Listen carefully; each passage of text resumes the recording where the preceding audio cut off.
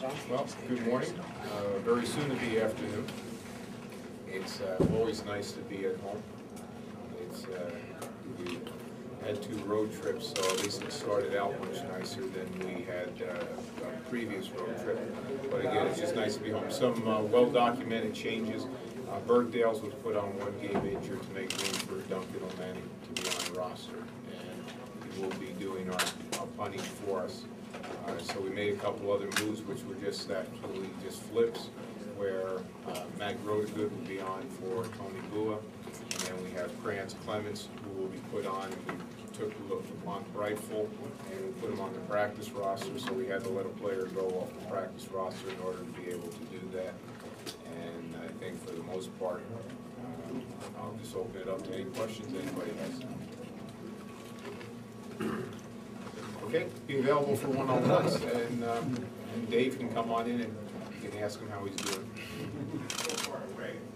Tom, how accurate is it by anyone to question or wonder about the balance in offensive play calling on this football team?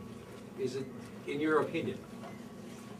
Everybody has an opinion, and we're based on whether we win or lose football games. And when we run the football and we pass the football, probably is the time when we're going to be the most productive. And, it didn't get done last week, and it has been well documented, overdone, overblown.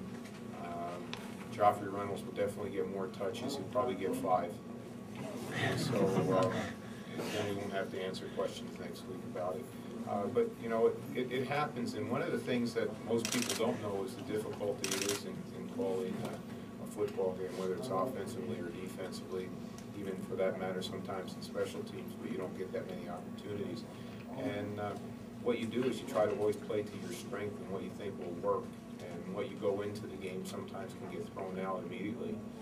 And the only reason Joffrey won't get that many touches is if he were to hurt himself before the start of the football game and he actually doesn't play. But he's a very valuable part of our football team, and probably when we're probably the most productive as an offense is when we are balanced as far as running the football and throwing it.